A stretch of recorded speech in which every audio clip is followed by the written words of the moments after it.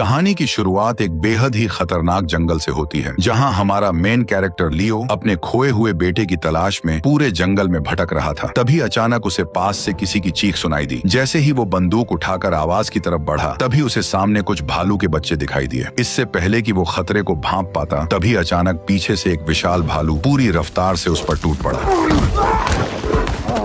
उसने अपने खतरनाक जबड़ों से उसकी पीठ को फाड़ने की कोशिश की, लेकिन जब इसका कोई असर नहीं हुआ तो वो अपने विशाल पंजों से लियो को बेरहमी से नोचने लगा। दर्द से तड़पता लियो जोर जोर से चीखने लगा, लेकिन वह खूंखार जानवर उसे छोड़ने के बजाय बेरहमी से जमीन पर पटकता रहा। कुछ ही सेकंड में लियो की हालत इतनी खराब हो गई कि वो ठीक से हिल भी नहीं सका। तभी भालू ने अपना भारी पंजा उसके सिर पर रख दिया, लेकिन लियो फिर भी बिल्कुल शांत पड़ा रहा, क्योंकि वह जानता था कि जरा सी भी हलचल उसकी जान ले सकती है। थोड़ी देर बाद भालू उसे मरा समझकर वहां से चला गया। इसी मौके का फायदा उठाकर लियो ने कांपते हाथों से बंदूक उठाई और वापस मुड़ते भालू पर गोली चला दी। लेकिन गोली लगते ही भालू और ज्यादा भड़क गया। उसने पलटकर अपने पंजों से लियो के गले को चीर दिया और एक ही झटके में उसने अपने खतरनाक जबड़ों से उसके कंधे को फाड़ डाला।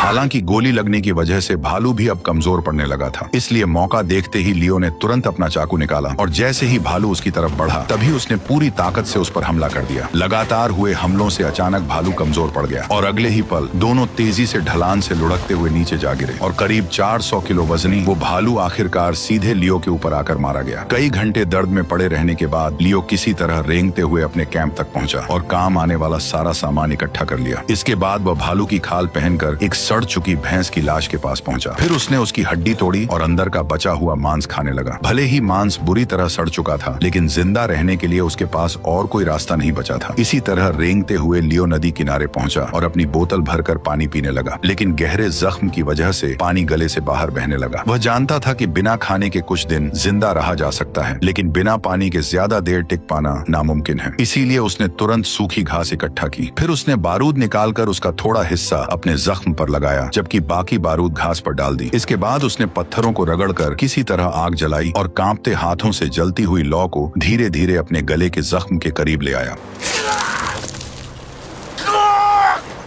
अचानक लियो दर्द से बेहोश हो गया। पेड़ पर बैठा कौवा जो नदी किनारे पड़े लियो को देखकर दावत की उम्मीद कर रहा था, खुद उसका रात का भोजन बन गया। हालांकि इतने से खाने से उसका पेट भरने वाला नहीं था, इसलिए भूख शांत करने के लिए वो भेड़ बकरियों की तरह पत्थरों के बीच से घास की जड़ें निकालकर खाने लगा। तभी अचानक पीछे से हलचल हुई और उसने हिरणों के एक झुंड को नदी पार करते देखा, लेकिन बिना बंदूक के वह कुछ नहीं कर सकता था। आदत से मजबूर होकर उसने लकड़ी की एक छड़ी उठाई और उसे बंदूक की तरह पकड़कर ट्रिगर दबाने का नाटक करने लगा। कुछ देर बाद जब लियो एक चट्टान पर अपना नाम लिख रहा था, तभी अचानक उसे घोड़ों की आवाज सुनाई दी। जैसे ही उसने ऊपर देखा, तभी उसे समझ आ गया कि वे दुश्मन कबीले के लोग हैं जो जंगल में उसके कबीले के लोगों का शिकार करने के लिए घूम रहे हैं। लियो तुरंत समझ गया कि अगर वह उनके हाथ लग गया तो वे उसे जिंदा नहीं छोड़ेंगे। इसीलिए वह चुपचाप पीछे हटता हुआ एक बड़ी चट्टान के पीछे जाकर छिप गया। लेकिन तभी पानी पीने आए एक आदिवासी की नजर आखिरकार उस पर पड़ गई। पकड़े जाने के डर से लियो तुरंत नदी में कूद पड़ा और तैरकर उनसे दूर भागने लगा, लेकिन वे लोग उसे इतनी आसानी से छोड़ने वाले नहीं थे। उन्होंने ऊपर से उस पर तीरों की बारिश शुरू कर दी। हालांकि सही समय पर लियो ने अपना सिर पानी के अंदर डुबो लिया। बहते पानी के बीच अचानक उसे अपने बेटे की याद आई। जिस बेटे को ढूंढने के लिए वह इस खतरनाक जंगल में आया था, वह असल में अब जिंदा नहीं था, क्योंकि उसके ही एक खास दोस्त ने सिर्फ $300 के लिए उसके बेटे को बेरहमी से मार डाला था। और अब लियो उसी आदमी से बदला लेने के लिए इस जंगल में भटक रहा था, लेकिन फिलहाल उसकी खुद की जान खतरे में थी। तभी अचानक उसे एहसास हुआ कि बहता पानी उसे दुश्मन कबीले से काफी दूर ले आया है। मौत के मुंह से निकलने के बाद आखिरकार लियो ने नदी में बहती एक लकड़ी को पकड़ लिया। कुछ देर बाद वह बड़ी मुश्किल से उस सड़ी हुई लकड़ी के सहारे नदी के किनारे तक पहुंच गया। बर्फ जैसी ठंडी हवा में उसका पूरा शरीर कांप रहा था, लेकिन राहत की बात यह थी कि वह अभी तक जिंदा था। जब उसने कपड़े हटाए, तब उसने देखा कि अब उसके जख्म सड़ने शुरू हो चुके हैं, लेकिन जिंदा रहने के लिए उसे हर हाल में आगे बढ़ना था। इसलिए वह सीधे नदी के अंदर उतर गया। एक एक्सपर्ट शिकारी होने की वजह से उसने मछली पकड़ने के लिए पानी में पत्थरों से जाल जैसा घेरा बना दिया। कुछ देर बाद एक मछली उसमें फंस गई, लेकिन भूख इतनी ज्यादा थी कि लियो उसे पकाने की बजाय कच्चा ही खाने लगा। तभी उसे किनारे से किसी चीज की आवाज आई। वह बड़ी मुश्किल से मिट्टी के छोटे टीले को पार करके आगे पहुंचा और वहां का नजारा देखकर उसकी आंखें खुली की खुली रह गईं। हजारों जंगली भैंसें बर्फीले मैदान में एक साथ दौड़ रही थी। उन जंगली भैंसों में से एक को भेड़ियों के झुंड ने चारों तरफ से घेर रखा था, लेकिन हैरानी की बात यह थी कि आसपास मौजूद हजारों भैंसों में से कोई भी उसे बचाने आगे नहीं आया। लियो वहीं छिपकर रात होने का इंतजार करता रहा ताकि भेड़ियों के छोड़े हुए शिकार से कुछ खा सके, लेकिन उससे पहले ही कोई और वहां पहुंच चुका था। उसने दूर से देखा कि दुश्मन कबीले का एक आदमी मशाल दिखाकर भेड़ियों को भगा रहा था। अब वह शिकार पूरी तरह उसी आदमी का हो चुका था, लेकिन भूख से बेहाल लियो ने बड़ा जोखिम उठाने का फैसला किया। वह धीरे धीरे उस आदमी की तरफ बढ़ने लगा। उधर वह आदमी कच्चा मांस ऐसे खा रहा था जैसे कई दिनों से भूखा हो। जैसे ही उसने लियो को अपनी तरफ आते देखा, तभी उसने तुरंत अपने धनुष बाण निकाल ली। यह देखकर लियो दोनों हाथ उठाकर घुटनों के बल बैठ गया ताकि सामने वाला समझ जाए कि उसका कोई बुरा इरादा नहीं है। इसके बाद वह जमीन पर लेटकर उसे खाने की भीख मांगने लगा। कुछ पल उसे गौर से देखने के बाद जब उस इंडियन को यकीन हो गया कि लियो से उसे कोई खतरा नहीं है, तब उसने धीरे धीरे अपना धनुष नीचे कर लिया। लेकिन उसने तुरंत लियो को खाना नहीं दिया। वह खुद आराम से बैठकर मांस खाने लगा। उधर लियो बार बार इशारों में उसे समझाने की कोशिश कर रहा था कि वह कई दिनों से भूखा है। आखिरकार उसकी हालत देखकर आदिवासी ने मांस का एक टुकड़ा उसकी तरफ फेंक दिया। भूख से बेहाल लियो उसे किसी भूखे जानवर की तरह तुरंत खाने लगा। कई दिनों बाद पेट भरकर खाना खाने के बाद लियो को वहीं गहरी नींद आ गई। अगली सुबह उस आदमी की नजर लियो के सड़े हुए जख्मों पर पड़ी। तब लियो ने इशारों में अपनी पूरी आपबीती सुनाई और भालू का पंजा दिखाकर यह भी साबित किया कि वह झूठ नहीं बोल रहा। इतने गहरे घाव और भालू का पंजा देखकर आखिरकार उस आदमी को उसकी बातों पर यकीन हो गया। इसके बाद लियो आदमी के चितकबरे घोड़े पर सवार होकर दक्षिण दिशा की ओर बढ़ने लगे। उधर फिट्स, जिसने बेरहमी से लियो के बेटे को मारा था, अपनी जान बचाने के लिए लगातार जंगल में भटकता हुआ दक्षिण दिशा की तरफ ही बढ़ रहा था। इसी बीच लियो और वह आदमी काफी दूर चलने के बाद एक सूखे पेड़ के नीचे कुछ देर रुककर आराम करने लगे। दोनों आसमान से गिरती बर्फ को जीभ से पकड़ने की कोशिश कर रहे थे। उस पल उन्हें देखकर ऐसा लग रहा था जैसे उनकी सारी परेशानियां कुछ देर के लिए गायब हो चुकी हों। कुछ ही समय में वह इंडियन आदमी भी लियो को पूरी तरह अपना मान चुका था, लेकिन आगे का रास्ता आसान नहीं था क्योंकि सफर के दौरान उन्हें अचानक एक भयानक बर्फीले तूफान का सामना करना पड़ा। ऐसे में इंडियन आदमी खुद आगे चलकर रास्ता दिखाने लगा, जबकि घायल लियो को उसने घोड़े पर बैठा दिया। लेकिन बढ़ती कमजोरी की वजह से लियो अचानक घोड़े से नीचे गिर पड़ा। दरअसल उसे तेज बुखार चढ़ चुका था। यह देखकर आदमी ने तुरंत पेड़ काटकर तंबू बनाया, आग जलाकर पत्थरों को गर्म किया और जख्मों पर जड़ी बूटियां लगा दी। गर्म पत्थरों की वजह से बर्फ पिघलने लगी और चारों तरफ गर्म भाप फैल गई। आखिर में उसने लियो को पूरी तरह ढक दिया ताकि उसका शरीर गर्म रह सके। जब सुबह उसकी आंख खुली तब तक बर्फीला तूफान थम चुका था और बुखार उतरने के बाद वह पहले से काफी ठीक महसूस कर रहा था। लेकिन वह इंडियन आदमी अब कहीं दिखाई नहीं दे रहा था। हालांकि वह जाते वक्त लियो के लिए खाना पानी छोड़ गया था। लियो अच्छी तरह जानता था कि वह आदमी उसके लिए किसी फरिश्ते से कम नहीं था, क्योंकि उसी की वजह से आज वह जिंदा था। लेकिन कुछ ही दूर चलते ही लियो के कदम अचानक रुक गए। उसने देखा कि उसी इंडियन आदमी को किसी ने बेरहमी से पेड़ पर जिंदा लटका दिया था। उसकी छाती पर एक लकड़ी की तख्ती टंगी थी जिस पर फ्रेंच भाषा में कुछ लिखा हुआ था। अब यह समझना मुश्किल नहीं था कि उसके साथ यह बेरहमी किसने की थी। दरअसल वह फ्रेंच कबीला था जो अपने नीचे वाले कबीलों के लोगों को जिंदा नहीं छोड़ता था। थोड़ी दूर आगे बढ़ते ही लियो को उन्हीं फ्रेंच शिकारियों का कैंप दिखाई दिया। वे लोग आराम से आग के सामने बैठकर गर्म सूप पीते हुए हंसी मजाक कर रहे थे। उसी जगह लियो को एक इंडियन लड़की भी दिखाई दी जिसे इस कबीले के लोगों ने किडनैप कर रखा था। लियो ने तुरंत उसकी मदद करने का फैसला किया, लेकिन रात होने तक वह छिपकर इंतजार करता रहा। रात होते ही वह चोरी छिपे कैंप के अंदर घुसा ताकि चितकबरे घोड़े के साथ लड़की को लेकर वहां से भाग सके। लेकिन तभी एक फ्रेंच आदमी उस इंडियन लड़की को घसीटते हुए उसी तरफ आने लगा। यह देखकर लियो तुरंत घोड़े के पीछे छिप गया और चुपचाप सब देखने लगा। तभी उसे समझ आया कि वे लोग उस लड़की को सिर्फ अपनी हवस मिटाने के लिए इस्तेमाल कर रहे थे। लियो धीरे धीरे रेंगते हुए आगे बढ़ा और बिना कोई आवाज किए उसकी बंदूक उठा ली। अगले ही पल उसने बंदूक सीधे उस फ्रांसीसी के सिर पर तान दी। इसके बाद लियो ने बिना देर किए घोड़े की रस्सी खोल दी। लेकिन तभी पास में खड़ा एक काला घोड़ा अचानक जोर से चिल्ला पड़ा।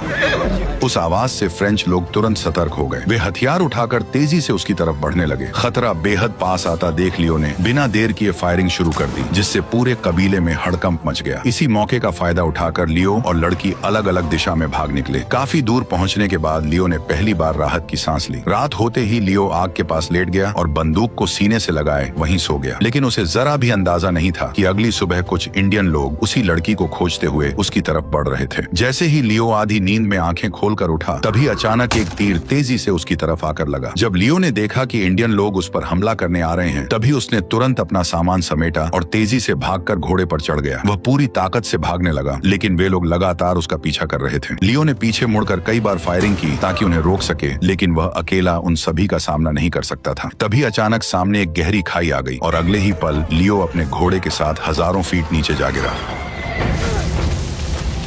हालांकि घोड़े की वजह से वह किसी तरह बच गया, लेकिन अब वह चितकबरा घोड़ा आगे चलने लायक नहीं बचा था। ऊपर से बर्फीला तूफान लगातार और तेज होता जा रहा था। लियो समझ चुका था कि अगर उसे जल्द कोई छुपने की जगह नहीं मिली तो वह ठंड से मारा जाएगा। मजबूरी में उसने घोड़े का पेट चीरा और उसके सारे अंग बाहर निकाल दिए। इसके बाद उसने अपने भीगे हुए कपड़े उतार दिए और खुद को बचाने के लिए घोड़े के पेट के अंदर घुस गया। क्योंकि मरे हुए घोड़े के शरीर में अभी थोड़ी गर्मी बाकी थी, इसलिए जिंदा रहने के लिए लियो को यह दर्दनाक तरीका अपनाना पड़ा। आखिरकार ठंड से कांपते हुए वो सो गया। अगली सुबह मौसम के साफ होते ही लियो की आंखें खुल गईं। हालांकि वह अब भी घोड़े के पेट के अंदर पड़ा था, जिसके ऊपर बर्फ की मोटी परत जम चुकी थी। इसके बाद उसने बड़ी मुश्किल से पेट फाड़कर अपना सिर बाहर निकाला। ताजी हवा में गहरी सांस लेते हुए लियो किसी तरह बाहर निकल आया। उसने सावधानी से चारों तरफ नजर दौड़ाई और जल्दी से अपने कपड़े पहन लिए। जाते जाते उसने अपने घोड़े की तरफ देखा और उसे चुपचाप थैंक यू कहकर वहां से निकल गया। चारों तरफ फैले विशाल बर्फीले मैदान और आसमान छूते पहाड़ों के बीच लियो एक छोटे से काले धब्बे जैसा नजर आ रहा था। रात होते ही वो एक पत्थर की दरार में सिकुड़ कर बैठ गया और खुद को बार बार यही याद दिलाने लगा कि फिट्स ने उसके बेटे को मारा है। दूसरी तरफ किले में लियो के कबीले वालों ने पकड़े गए फ्रेंच आदमी से पूछताछ शुरू कर दी। उन्होंने उससे पूछा कि क्या उनके कबीले ने उनके किसी आदमी को बंदी बना रखा है, लेकिन वह घबराते हुए बार बार यही कहता रहा कि उन्होंने ऐसा कुछ नहीं किया। हालांकि उन्होंने एक इंडियन लड़की को पकड़ रखा था, लेकिन तभी एक घायल आदमी वहां आया जो भालू की खाल पहने हुए था। उसने बताया कि उसी आदमी ने कबीले पर हमला किया और लड़की को घोड़े के साथ लेकर दक्षिण दिशा की तरफ भाग निकला। ये सुनते ही कबीले वालों के मन में कोई शक नहीं रहा। उन्हें पूरा यकीन हो गया कि वो लियो ही था जो अब भी जिंदा था। इसलिए वे बिना देर किए पूरे कबीले के साथ उसकी तलाश में निकल पड़े। ढूंढते ढूंढते दिन से रात हो गई, लेकिन वे लगातार उसकी तलाश में लगे रहे। इस घने अंधेरे में मशालों की रोशनी दूर तक साफ दिखाई दे रही थी। तभी अचानक रात के सन्नाटे में एक तेज गोली की आवाज गूंज उठी। सभी लोग तुरंत सतर्क हो गए और धीरे धीरे उस आवाज की तरफ बढ़ने लगे। अंधेरे में दूर एक साया भी उनकी ओर आता हुआ दिखाई दिया। जैसे ही लियो उनके सामने आया, सभी लोग एक पल के लिए पूरी तरह चौंक गए। उन्हें अपनी आंखों पर यकीन नहीं हो रहा था कि लियो इस खतरनाक जंगल में अब भी जिंदा है। सरदार तुरंत घोड़े से उतरा और लियो को जल्द से जल्द कबीले ले आया। वहां पहुंचते ही उसके घावों की मरहम पट्टी की गई। इसी बीच लियो को एक और चौंकाने वाली खबर मिली कि उसके बेटे का हत्यारा फिट्स कबीला छोड़कर टेक्सास की तरफ भाग चुका है। यह सुनते ही लियो का गुस्सा फिर से भड़क उठा। वह बिना एक पल गवाए सरदार के साथ घोड़े पर सवार होकर फिट्स को ढूंढने के लिए निकल पड़ा। घने बर्फीले मैदान को पार करते हुए उन्हें घोड़े के पैरों के निशान दिखाई दिए। लियो ने तुरंत पहचान लिया कि यह निशान फिट्स के घोड़े के ही हैं। इसके बाद वे उन्हीं निशानों के सहारे आगे बढ़ने लगे। वे दिन भर उसका पीछा करते रहे, लेकिन जब रात को आगे बढ़ना मुश्किल हो गया, तब दोनों ने वहीं आग जलाकर रात गुजारने का फैसला किया। अगले दिन वे फिर से आगे बढ़े और एक घने जंगल में पहुंच गए। वहां लियो को हल्की धुएं की गंध महसूस हुई। उसने सरदार को ईस्ट की ओर भेज दिया, जबकि वह खुद वेस्ट की तरफ से ऊपर चढ़ने लगा। दोनों ने अलग अलग रास्तों से खोज शुरू कर दी। थोड़ी दूरी तय करने के बाद लियो अचानक रुक गया। उसे कुछ गड़बड़ महसूस हुई। वह तुरंत घोड़े से उतरा और बंदूक हाथ में लेकर सावधानी से आगे बढ़ने लगा। कुछ ही कदम आगे उसे जली हुई लकड़ी की राख दिखाई दी, लेकिन आसपास कोई इंसान नहीं था। उधर सरदार खुले इलाके में आगे बढ़ रहा था। इसी बीच पत्थरों के पीछे से अचानक एक जाना पहचाना चेहरा बाहर निकला और उसने तुरंत सरदार पर बंदूक तान दी। अपनी जान खतरे में देखकर सरदार ने धीरे धीरे अपनी बंदूक निकालने की कोशिश की, लेकिन अगले ही पल जैसे ही गोली की आवाज गूंजी, लियो तेजी से घोड़े पर सवार होकर सरदार की तरफ भागा। लेकिन जब तक वह वहां पहुंचा, तब सरदार बर्फ पर मरा पड़ा था और गोली ने उसकी खोपड़ी के चिथड़े कर दिए थे। उसी समय दूर से जोरदार धमाके की आवाज आई और लियो ने देखा कि बर्फ का एक बड़ा हिस्सा नीचे खिसक रहा था। इस नजारे को देखकर उसे समझ आ गया कि फिट्स किस ओर भागा होगा। फिर वह सरदार के बॉडी को साथ लेकर पहाड़ की ओर बढ़ने लगा। कुछ दूरी पर एक घाटी पर पहुंचकर उसने एक पेड़ की टहनी काटी और आगे बढ़ता रहा। अब वह पूरी तरह खुले और खाली बर्फीले इलाके में था, जहाँ छिपने की कोई जगह नहीं थी। तभी अचानक फिट्स ने उस पर बंदूक तान दी। लियो को गिरते देख फिट्स तेजी से घोड़े पर सवार होकर वहां पहुंचा। जब उसने करीब जाकर जांच की तो उसे सिर्फ एक टहनी बंधी हुई मिली। तभी उसे समझ आया कि उसने जिसे गोली मारी थी वह लियो नहीं बल्कि सरदार था।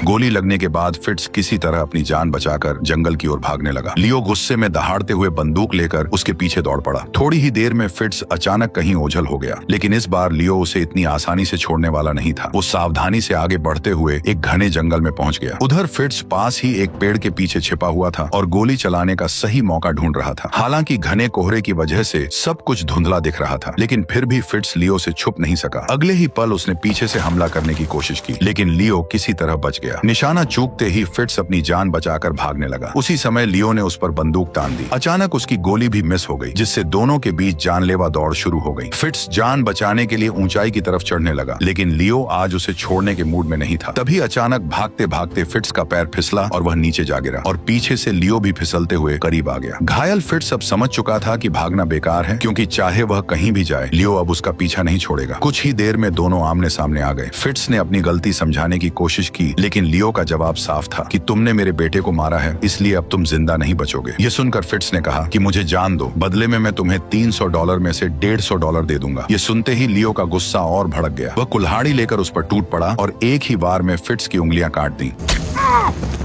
दर्द से तड़पते हुए फिट्स ने तुरंत चाकू निकाल लिया। जैसे ही वह वार करने वाला था, लियो ने फुर्ती से उसका गला दबोच लिया, लेकिन फिट्स ने उसी पल मौका पाकर चाकू उसकी जांघ में घोंप दिया। तेज दर्द से लियो की पकड़ ढीली पड़ गई और फिट्स ने उसे जमीन पर पटक दिया। अब वह पलटकर चाकू उसकी आंखों में छेदने ही वाला था कि तभी लियो ने बची खुची ताकत लगाकर उसका हाथ पकड़ लिया और चाकू छीनकर सीधे उसके ही पेट में घोंप दिया। हालांकि फिट्स अब भी नहीं रुका। उसने जोरदार लात मारकर लियो को पीछे धकेला और उसी चाकू से उसके हाथ पर वार कर दिया। दर्द के बीच लियो ने फिर कुल्हाड़ी से जवाबी हमला किया और उसे घायल कर दिया। इसके बाद वह चाकू लेकर उसकी तरफ बढ़ा और पैर पर वार करते हुए उसका गला दबोच लिया। जब फिट्स को लगा कि उसका मरना तय है, तभी उसने कहा कि मुझे मारने से तुम्हें क्या मिलेगा? क्या इससे तुम्हारा बेटा वापस आ जाएगा? फिट्स की बातें सुनकर लियो की आंखों में एक खालीपन सा छा गया। तभी उसे सामने से घोड़ों की आवाजें सुनाई दी और नदी के उस पार कुछ इंडियन लोग उनकी तरफ बढ़ते दिखाई दिए। उन्हें देखकर लियो को अपनी मरी हुई पत्नी का वह सपना याद आ गया जो उसने पहले देखा था। उसी पल उसे जैसे सब कुछ समझ आ गया। उसने तुरंत फिट्स को पकड़कर सीधे नदी में फेंक दिया, लेकिन इंडियन लोगों ने उसे बहने नहीं दिया, बल्कि तुरंत पकड़कर किनारे पर खींच लिया। फिट्स की दर्द भरी चीखों के बीच कबीले के मुखिया ने उसे वहीं खत्म कर दिया। इसके बाद पूरा कबीला नदी पार करके लियो के सामने आ गया, लेकिन उन्होंने उसे कोई नुकसान नहीं पहुंचाया, क्योंकि जिस लड़की को लियो ने पहले बचाया था वही उस मुखिया की बेटी थी। अब लियो के मन में कोई बदला नहीं बचा था, लेकिन अब वह पूरी तरह उलझन में था कि आगे वह यहाँ अकेला क्या करेगा। तभी उसे अपनी पत्नी दिखाई दी, जो उसके सामने खड़ी मुस्कुरा रही थी। उस मुस्कान को देखकर लियो को समझ आ गया कि उसका सफर यहीं खत्म हो चुका है। ठीक उसी तरह जैसे जसकीरत आखिरी पल में मुड़कर कैमरे की तरफ देखता है, बिल्कुल वैसे ही लियो भी आखिरी बार कैमरे की तरफ देखता है और सभी से अलविदा ले लेता है।